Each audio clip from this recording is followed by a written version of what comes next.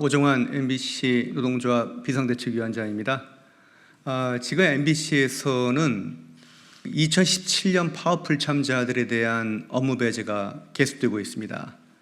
전직 교육국장이 주차권을 팔고 있고 전직 편성국장은 음반 가사를 받아적고 있습니다. 그리고 극심한 편파 보도 때문에 벌점이 쌓여서 방송 제어가를 걱정해야 되는 처지에 놓였습니다. 그리고 지난 수년간 투자만 했다 그러면 수십억씩, 100억씩 손실을 봤는데 그에 대해서 MBC 경영진을 문책했다는 소리를 듣지 못했습니다. 한마디로 지금 박문진은 MBC 관리감독의 파탄 상태라고 볼 수가 있습니다. 그럼에도 불구하고 현재 박문진 이사들이 임기가 끝난 다음에도 그 자리에 계속 있겠다고 주장하는 것은 한마디로 파렴치하다고 생각이 듭니다. 부디 노욕을 버리시기를 부탁드립니다. KBS 노동조합 허성건 위원장입니다. 이번 이사 선임을 두고 일어난 이런 갈등 양상은 우리 국민들이 보기에는 도저히 묵과할 수 없고 이해할 수 없는 부분입니다. 공영방송을 보고 시청자들이 무엇을 생각하겠습니까? 이사들이 어서 선임이 돼서 공영방송의 정상화 반드시 이뤄내야 되고요. KBS, MBC 할 거 없이 지금 개혁과 혁신이 필요합니다. 그래야 국민들이 이해해주고 수신료도 충분히 내줄 수 있고요. MBC, KBS 사랑할 수 있습니다. 그럼에도 불구하고 지금 현재 민주당의 그런 행태는 도저히 국민들이 이해할 수 없는 그런 행동을 하고 있는 것입니다. 그래서 이 자리에 온 것이고요. 다시 한번 촉구하겠습니다. 현재 공영방송의 정상화, 공영방송의 본 역할을 침해하고 있는 것은 분명히 민주당의 지금의 행태임을 밝힙니다. 이상입니다. 안녕하세요. MBC 노동조합 비상대책위원장 강명일입니다.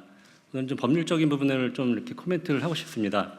지금 권태선 이사 등 구이사 3명이 지금 가처분 소송을 냈는데 가처분 소송을 낼 때 가장 중요한 것이 당사자 적격이 있는지 소송을 낼 이익이 있는지 이 부분일 것입니다. 그래서 제일 먼저 각하 여부를 따져야 될 것 같은데 구이사의 임기는 방송문화진흥회 정관에 따라서 새로운 이사가 임명될 때까지 이사 직무를 행한다 이렇게 되어 있습니다.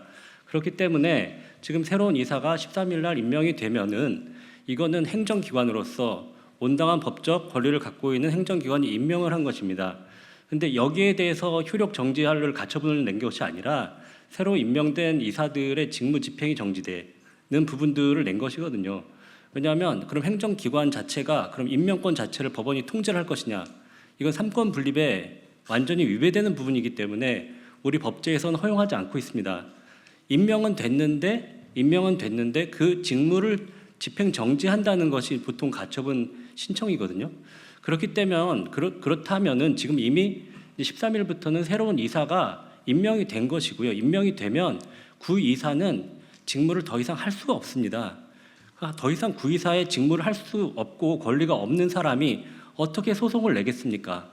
이런 부분들을 우리 그 법조 기자들과 함께 국회에 출입하는 기자분들이 면밀히 따져서 한번 기사를 작성해 주시길 바랍니다. 감사합니다. 공영방송의 정상화는 이제 더 이상 늦출 수 없습니다. 그러면 저희들의 뜻을 담아서 성명서를 발표하겠습니다. 자유연령 국민연합의 이준용 공동대표께서 발표하시겠습니다. 반갑습니다. 저 이준용입니다. 저희들은 공영방송의 정상화, 정파와 이념에 매몰된 공영방송을 정상화시키지 않으면 대한민국의 미래가 없다라고 생각합니다. 그래서 저희들은 공영방송 정상화를 위해서 정말 거리에서 아니면 기자회견을 통해서 토론을 통해서 이렇게 함께 싸워왔습니다. 이 함께 싸워온 모든 우리 동지들께 진심으로 감사드립니다.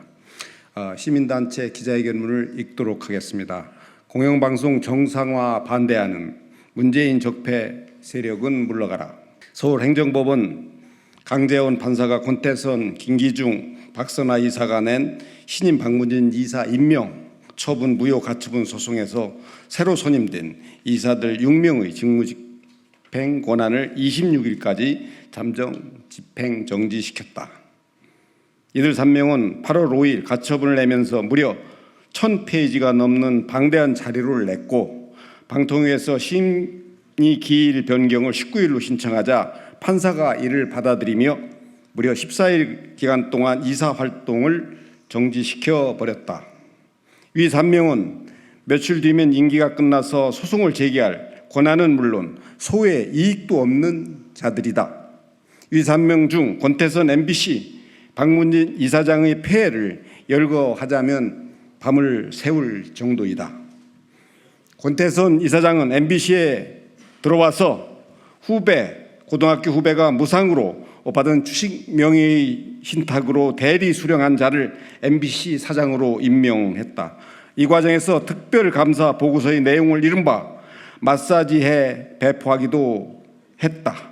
배임 수재의 공범이라는 단어를 쑥 빼고 보도자료를 작성해 또한 배포하기도 했다.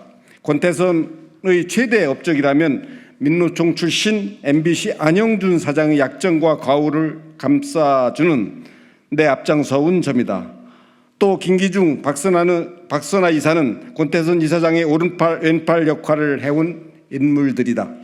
이들이 자신들이 임기 만료 며칠 앞두고 신임 박문진 이사 임명 처분 무효 가처분 소송을 낸 저희를 짐작할 수 있다. 바로 공영방송 MBC 정상화 지연 및 저지라고 볼 수 있다. 이는 민주당과 야권 카르텔을 형성하다시피 한 지난 이진숙 방통위원장 3일 연속 청문회에서 그 속셈이 알 수 있었다.